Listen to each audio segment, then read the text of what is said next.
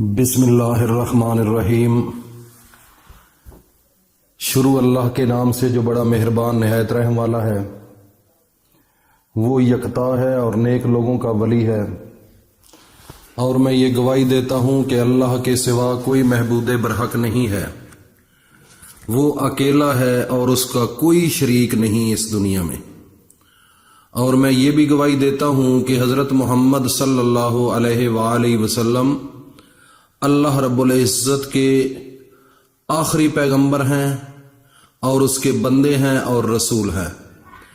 اور اے میرے بھائیوں اور دوستو، میری ماں بہنوں بیٹیوں، ہم سب مل کر اللہ تعالیٰ کی حضور یہ دعا مانگتے ہیں کہ اے میرے اللہ، ہمارے نبی حضرت محمد مصطفیٰ پر اور ہمارے نبی محمد مصطفیٰ کی آل پر اور ان کے تمام صحابہ اکرام رضی اللہ تعالی عنہم اجمعین پر اپنی خاص رحمتیں، برکتیں اور سلامتی نازل فرما۔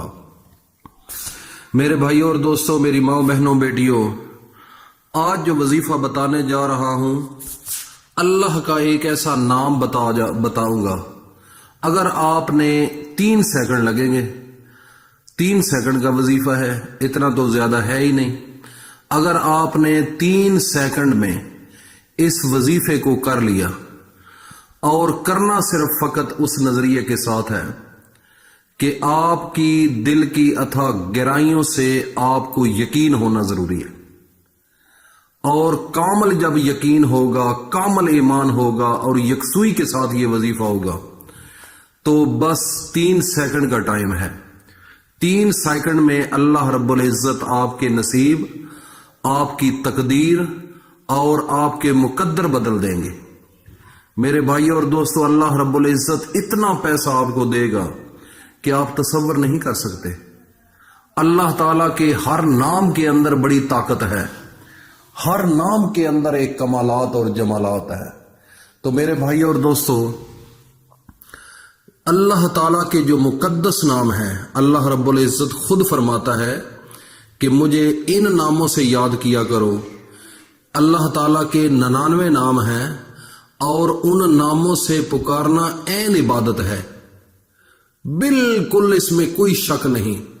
اللہ تعالیٰ کے ناموں کے ورد کا ثبوت حدیث کے اندر موجود ہے۔ حضرت ابو ہریرہ سے مروی ہے کہ نبی اکرم صلی اللہ علیہ وآلہ وسلم نے فرمایا کہ بے شک اللہ رب العزت کے 99 نام ہیں، جو کوئی اسے ان ناموں سے یاد کرے گا وہ جنتی ہوگا۔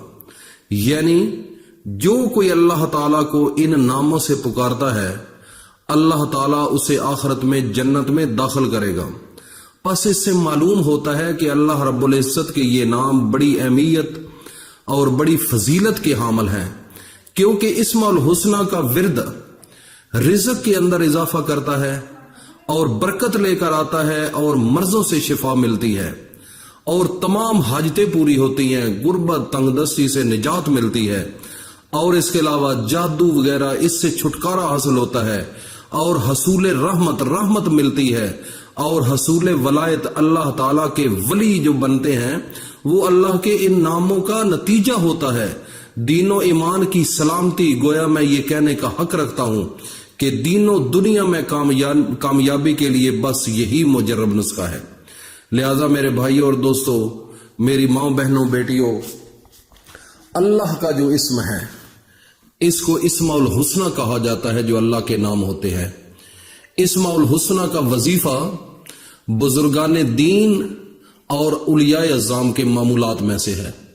جتنے بھی اللہ کے ولی، اللہ کے نیک بزرگ ہیں، انہوں نے اللہ کے ناموں کے وظیفے کیے ہیں۔ بے شمار صوفیاء اور اولیاء نے ان مقدس ناموں کو پڑھ کر قرب الہی کی معرفت حاصل کی ہے۔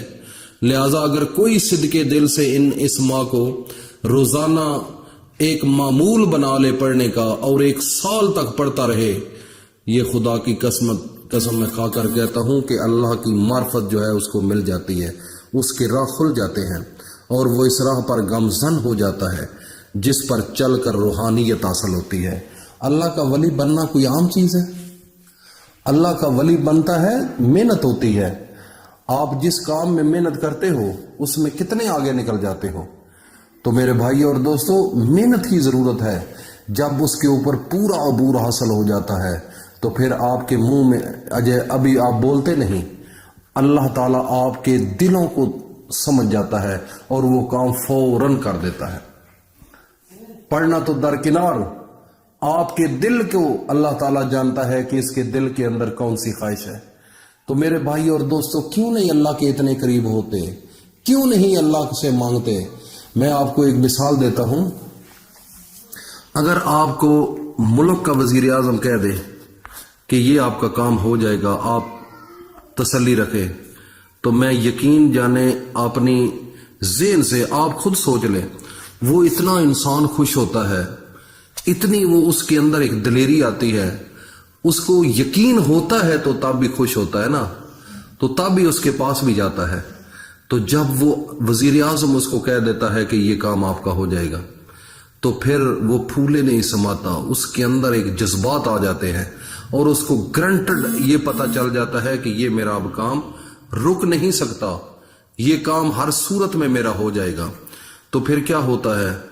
پھر اس کا کام ہو جاتا ہے. اس کی کیا وجہ ہے؟ صرف اس کو تسلی دی وزیر اعظم نے. اور وزیر اعظم کون ہے؟ ایک ملک کا ہیڈ ہے. تو جو پوری کائنات کا ہیڈ ہے، جو پوری کائنات کا خالق اور مالک اور رازق ہے، تو میرے بھائی اور دوستو، آپ کا اتنا یقین نیگیٹو اور کم ہے کہ اللہ پاک سے جب دعا مانگیں تو پھر آپ مشکوک ہو جاتے ہیں کہ پتہ نہیں مجھے رب دے گا نہیں دے گا. بڑی عجیب سی حالت ہوتی ہے. اپنے ایمان کو یار طاقت دو، اپنے یقین کو طاقت دو، اپنے اندر ایک صلاحیت پیدا کرو اللہ پر بھروسہ رکھنے کی. جب تک اللہ پر مکمل صدق دل کے ساتھ آپ کو یقین نہیں آئے گا تو اللہ رب العزت تو آپ کے دل کے اندر جو چیز ہوتی ہے وہ جان لیتے ہیں. تو جتنا اللہ پاک فرماتے ہیں کہ تم ایک قدم میری طرف آتے ہو تو میں 70 قدم آتا ہوں. تو اس لیے صدق دل کے ساتھ یہ وظیفہ کرنا ہے. وظیفہ یہ ہے، کسی وقت بھی یہ کر سکتے ہو، لیکن ایک شرط ہے کہ باوضو ہونا چاہیے. جب آپ نے وظیفہ کرنا ہے تو اول و آخر آپ نے 3 بار درود شریف پڑھ لینا ہے.